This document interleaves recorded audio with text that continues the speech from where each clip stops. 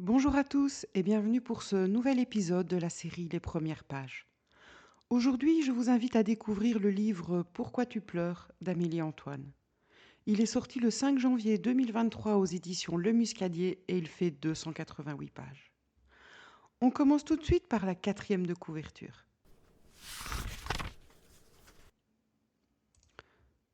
Vous êtes sur le répondeur de Maxime, laissez-moi un message. Pour la 10e fois, la 100e fois, je raccroche. Je laisse passer une poignée de secondes et puis je rappelle. Encore. J'erre chez nous. Je tourne comme un lion en cage. Il est 3 heures du matin. Mon mari s'est volatilisé en pleine nuit. La chambre de mon bébé est vide. Vide. Passons maintenant aux premières pages. Prologue. Septembre 2019.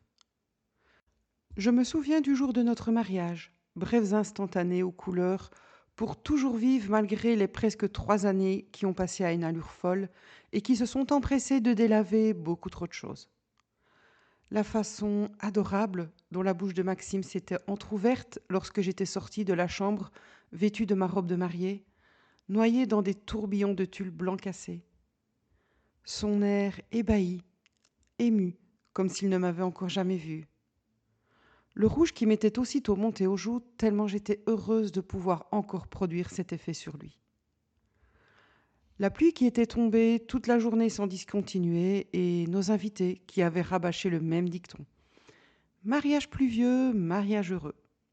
J'avais tenté d'expliquer que le vrai proverbe était en réalité mariage plus vieux, mariage heureux, signifiant que plus on attendait avant de s'engager et plus on avait la chance que son mariage fonctionne, mais j'avais fini par abandonner, me contentant de sourire avec bienveillance à chaque fois qu'un proche lançait cette phrase d'un ton réjoui. Maxime m'avait soufflé que peu importait la météo de toute façon, nous serions heureux ensemble qu'il y ait du soleil ou de la pluie. Je le réentends s'éclaircir la voix devant le prêtre. Je le revois sortir de la poche de son costume noir une feuille de cahier pliée en 4, presque déchirée à force d'avoir été lue et relue les semaines précédant la cérémonie. Je m'étais gentiment moquée de lui, tout en étant touchée par son sérieux. Ce n'est pas l'ouverture de la cérémonie des Césars que tu prépares, tu sais. Il avait répondu, l'air solennel. Tu as raison, notre mariage est bien plus important, parce qu'il n'arrivera qu'une seule fois. Il avait taillé sa barbe de près, ce qui mettait en valeur sa mâchoire carrée, et ses cheveux blonds étaient savamment ébouriffés comme lui seul parvenait à le faire devant la glace de la salle de bain. Son costume et son nœud papillon noir faisaient particulièrement ressortir ses yeux verts d'eau. Je me souviens avoir pensé qu'il semblait fou qu'un homme aussi séduisant ait envie de passer sa vie entière à mes côtés. Ce jour-là, donc, ses mains tremblaient très légèrement. Il n'y avait sans doute que moi qui m'en rendais compte. Je me rappelle que ça m'avait fait sourire d'un air attendri. Sa voix chevrotait quand il avait prononcé ses vœux, et je crois que tous les invités en avaient été bouleversés, eux qui étaient habitués au charisme inné de Maxime. Ses mains étaient moites quand il avait passé l'alliance à mon annulaire, et je lui avais pris la paume quelques secondes pour qu'il lève le regard vers moi et que je puisse lui faire comprendre en silence que tout allait bien, qu'on était exactement là où on devait être, ensemble. À la sortie de l'église, nous nous étions copieusement fait arroser de riz par les invités, alors même que j'avais préparé et distribué des flacons de bulles de savon pour remplacer cette tradition. Et après les clichés du traditionnel baiser sur les marches en marbre, Maxime avait pris soin d'enlever un à un les grains de mon chignon de danseuse. J'avais choisi cette coiffure parce qu'elle était celle qu'il préférait. Il m'avait confié être tombé amoureux de ma nuque fine, de mon port altier. Il adorait poser la main à l'arrière de mon cou, caresser ma peau diaphane, déposer un baiser juste derrière mon oreille. Si je ferme les yeux, je peux encore sentir ses doigts volter dans mes cheveux châtains. Attends, tu as encore quelques grains de riz pris au piège de tes boucles, ne bouge pas. Il avait caressé ma joue en souriant. Voilà, c'est bon, tu es parfaite. La photographe aux cheveux au beurre coupés à la garçonne que Maxime avait tenu à engager nous avait mitraillés, emprisonnant dans son réflexe ces instants de tendresse absolue. Je me rappelle que lorsqu'elle nous avait montré ces clichés quelques semaines avant la cérémonie, je m'étais fait la réflexion que Maxime avait eu raison de vouloir dépenser une somme folle pour les services de cet Emma. Elle avait certes réalisé les photos convenues que tout le monde attendait d'elle, mais les 3/4 des prises de vue étaient sur le vif, d'une spontanéité désarmante, faite au moment où Maxime et moi n'étions même pas conscients qu'elle dirigeait son objectif sur nous. Ce soir-là, après la première danse devant nos familles assises, Maxime s'était absenté quelques minutes. « Je reviens, ne bouge pas !» Je m'étais installée à notre table, avait discrètement massé mes pieds qui souffraient depuis le début de l'après-midi, prisonniers d'escarpins en cuir blanc rigide que j'aurais dû penser à étrenner avant le jour J. Quand il était revenu, il m'avait tendu un sachet en papier, ravi, et j'avais découvert ma paire de ballerines crème à l'intérieur. « Comment tu fais pour toujours tomber juste, pour toujours devancer mes besoins ?» avais-je murmuré, soulagée. « Je t'aime, c'est tout », avait-il chuchoté à mon oreille pendant que les serveurs apportaient les entrées. Quand les derniers invités avaient quitté la salle à 3 heures du matin, quand le DJ avait eu fini de remballer tout son matériel et nous avait salués une dernière fois avant de s'éclipser en bâillant, nous nous étions retrouvés seuls, au beau milieu de la grande salle et des tables pas encore débarrassées. En contemplant la pièce déserte, soudainement submergée par la solitude de la préfète, j'avais pleuré en silence. J'avais laissé quelques larmes dévaler mes joues sans rien dire, sans chercher à les retenir ou à les essuyer. Maxime s'était approché de moi, m'avait prise par la taille, avait contemplé mon visage avec une tendresse infinie. « Pourquoi tu pleures ?» avait-il demandé. « Pourquoi tu pleures ?» Et j'avais ri, me sentant soudain un peu niaise. J'avais ri et j'avais eu envie de répondre que c'était juste de la fatigue, que c'était simplement le stress de tous les préparatifs qui s'envolaient enfin. Mais j'avais choisi la vérité, parce que je savais qu'elle était toujours plus belle à entendre, plus grave, plus profonde. Je pleure parce que mon cœur déborde, parce que je me sens tellement heureuse que c'en est presque trop pour moi, parce qu'aujourd'hui, c'est le plus beau jour de ma vie. Il m'avait embrassée sur le front, tout doucement. « C'est le premier des plus beaux jours de ta vie », avait-il rectifié, sûr de lui et de notre bonheur à venir. Acte 1. Samedi 12 juin 2022. Un jour, une de mes collègues m'a dit qu'une fois qu'on avait des enfants, notre sommeil n'était plus jamais le même. Qu'on était toujours dans une sorte de vigilance, même endormi. Toujours sur le qui-vive, même épuisé. Qu'être mère, c'était ça. Qu'être mère, c'était ne plus jamais dormir comme avant, ne plus jamais dormir profondément. À l'époque, Zélie n'était pas née, n'était même pas en train de jouer aux autotamponneuses dans mon ventre, n'était même pas non plus un embryon de pensée ou d'envie dans mon cerveau. Alors j'avais hoché la tête de l'air pénétré de ceux qui savent, même si je ne savais encore rien. Mais il faut croire qu'elle avait raison, car depuis la naissance de ma fille, il y a 4 mois, j'ai le sentiment de ne plus jamais pouvoir m'éteindre, de ne plus pouvoir désormais me contenter que d'un mode veille, bien insuffisant pour récupérer un peu d'énergie. Alors certes, ce soir, je dois vous avouer que je me suis assoupie tôt. Le film que je regardais dans mon lit a eu raison de moi. Mais ça ne m'a pas pour autant empêché de tourner et de me retourner, comme si je remontais régulièrement à la surface, à la réalité, avant de replonger dans un sommeil sans rêve. J'ai dormi en étoile de mer, profitant d'être seule dans le lit king size que Maxime avait tenu à acheter le mois dernier, jusqu'à ce que mes yeux, à moitié fermés, croisent les chiffres rouges lumineux de mon réveil. 2h17. J'ai tourné la tête de l'autre côté, je me suis recroquevillée en position fétale, tout en m'emmitouflant un peu plus dans la couette. 2h17, m'a soufflé une petite voix embrumée.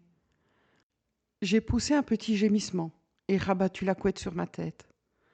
2h17. 2h17 ? Je me suis relevée brutalement, avec l'impression que mon cerveau cognait contre les parois de mon crâne. Par acquis de conscience, j'ai vérifié une nouvelle fois l'heure au réveil. 2h18. À ce moment-là, je suis complètement sortie de ma léthargie. À tâtons, j'ai allumé la lampe de chevet. J'ai posé une main sur le drap, à l'endroit où Maxime aurait dû se trouver. J'ai attrapé mon téléphone, persuadée d'y trouver un texto. Rien. Ça n'avait rien de rationnel, mais mon premier mouvement a été de me lever pour aller dans la chambre de Zélie, qui jouxtait la nôtre. Sa gigoteuse n'était pas là. Maxime l'avait emportée avec lui. Le petit lit à barreaux était vide, bien sûr. Croyez-moi ou non, ce n'est qu'à ce moment-là que j'ai commencé à m'inquiéter, À 2h20, j'étais plutôt agacée, à vrai dire. Mon mari m'avait assuré qu'il ne rentrerait pas tard, et voilà qu'au milieu de la nuit, je me retrouvais seule dans la maison. Seule et parfaitement éveillée à présent. Ce n'est pas comme ça que les choses étaient prévues au départ. Maxime aurait dû rentrer du travail plus tôt que d'habitude. J'avais prévu de m'offrir un massage relaxant en fin d'après-midi et il devait garder Zélie pendant ce temps. Mais la petite avait pleuré toute la journée, quasiment sans interruption, et j'étais tellement épuisée de ne même pas avoir trouvé 10 minutes pour prendre une douche ou manger autre chose que quelques biscuits que, lorsque Maxime avait passé le pas de la porte, je lui avais aussitôt mis Zélie dans les bras, avant d'aller m'affaler dans le canapé du salon. Tu es en pyjama? Tu ne devais pas aller faire un soin ou un truc du genre? M'avait-il lancé d'un ton soucieux. Je n'avais même pas pris la peine de lui faire remarquer que le massage que j'avais réservé était prévu 30 minutes auparavant et que, même si j'avais eu le courage de m'habiller pour aller au salon de beauté, il était rentré trop tard pour que je songe encore à m'évader quelques heures. Il s'était assis à côté de moi tout en berçant Zélie, m'avait contemplé d'un air soucieux. On n'est pas obligé de sortir ce soir si tu es trop fatigué. Je peux appeler Nicolas et lui dire qu'on ne viendra pas. Non, je vais aller me doucher et tu verras. Avec une bonne couche d'anti-cerne, je ferai parfaitement illusion, avais-je rétorqué en étouffant un bâillement. J'ai une meilleure idée. Et si j'emmenais Zélie avec moi et que tu en profitais pour rester ici pour te reposer? Tu pourrais prendre un bain, te faire livrer un plat, regarder un film ou lire un livre. Qu'est-ce que tu en dis? J'en dis que ce serait parfait. Une étrange façon de fêter mes 30 ans, mais vu la journée que j'ai passée, je demande pas mieux qu'un peu de solitude et de calme. Maxime m'avait caressé les cheveux avec tendresse, avait promis qu'on fêterait dignement mon anniversaire le lendemain autour d'un dîner aux chandelles. Je n'étais pas mécontente de passer mon tour et de ne pas aller à la pendaison de crémaillère de son collègue que je n'avais même jamais vu. J'étais montée à l'étage préparer le sac à langer pour que Maxime soit paré pour la soirée. Couches, lingettes, paracétamol pour soulager la poussée dentaire qui faisait souffrir notre fille depuis la veille. Il était monté avec elle quelques minutes après, avait rajouté sa gigoteuse dans le sac après m'avoir expliqué que son collègue avait un lit parapluie et que la petite pourrait aller se coucher en début de soirée dans une chambre, au calme. On ne rentrera pas trop tard, avait-il murmuré avant de m'embrasser. Profite de ta soirée, d'accord? Puis il était sorti avec Zélie en écharpe, le sac allongé à l'épaule. Un vrai papa moderne. Son collègue n'habitait qu'à une dizaine de stations de RER. Il ne serait jamais venu à l'idée de Maxime de prendre la voiture, d'autant que se garer dans Paris était toujours une plaie. Je le connaissais. Dans quelques mois, il s'empresserait d'acheter un siège bébé pour emmener Zélie partout à vélo. Je leur avais fait un signe de la main par la fenêtre de la salle de bain et il m'avait envoyé un baiser, en soufflant pour qu'il s'envole jusqu'à moi. La petite était déjà endormie contre son torse, instantanément rassurée par les battements de son cœur sourd qu'elle devait percevoir contre son oreille. On ne rentrera pas trop tard. À présent, dans la maison vide, la phrase résonnait avec moins d'allégresse. Ça voulait dire quoi, pas trop tard au juste? Maxime n'avait sans doute pas vu l'heure passer, ou n'avait pas voulu réveiller Zélie qui dormait profondément dans le lit prêté. Son collègue avait dû lui proposer de rester jusqu'au lendemain matin. Regarde ta môme, elle a pleuré toute la journée, alors maintenant qu'elle dort, ce serait dommage de relancer la sirène. Ils avaient certainement ri ensemble d'un air de connivence, avaient trinqué avec leur bière au-dessus du lit parapluie avant de retourner avec les autres invités. Mais si les choses étaient si simples, pourquoi Maxime ne m'avait-il pas envoyé un message pour me dire qu'il ne rentrerait que le lendemain? Est-ce qu'il aurait pu oublier de me prévenir? Ça n'avait aucun sens, lui qui était toujours si attentionné. J'ai tenté de lui téléphoner. Les sonneries ont résonné dans le vide, jusqu'à ce que son répondeur se déclenche. L'estomac serré, je lui ai laissé un message. « C'est moi, où es-tu? Je suis inquiète, est-ce que tu peux me rappeler? J'espère que tout va bien. » J'ai raccroché. Aussitôt, j'ai appelé de nouveau, laissé sonner jusqu'à réentendre sa voix sur la messagerie. « Rappelle-moi dès que t'as ce message, s'il te plaît. » J'ai doublé mes messages d'un texto de la même teneur. Après avoir fait les 100 pas dans la chambre en me demandant ce que je pouvais faire de plus, j'ai pris conscience que je ne connaissais ni le nom de famille, ni l'adresse de Nicolas, son collègue. Je n'avais les coordonnées d'aucun de ses collaborateurs de toute manière. L'angoisse commençait à se répandre tout doucement en moi, au fur et à mesure que je réalisais que la seule chose que je puisse faire, c'était attendre. attendre et me convaincre que Maxime et Zélie étaient tranquillement endormis à quelques kilomètres de là, inconscients de la frayeur qu'ils me causaient en ce moment même. Dans quelques heures, quand le jour serait levé et que les craintes de la nuit deviendraient ridicules, quand Maxime rentrerait avec notre bébé, s'excusant d'avoir oublié de m'envoyer un message et d'avoir laissé son téléphone en silencieux, je lui dirais de ne plus jamais me faire peur de cette façon, pour la forme, avant de me lever dans ses bras et de me sentir stupide d'avoir, ne serait-ce qu'une seconde, pu envisager le pire. C'en est fini pour la découverte du livre Pourquoi tu pleures d'Amélie Antoine. J'espère que ce premier chapitre vous aura donné envie de découvrir la suite. En attendant de vous retrouver pour d'autres découvertes ou débriefs littéraires, je vous remercie de votre écoute et vous souhaite de belles lectures. Et surtout, prenez soin de vous et de ceux que vous aimez.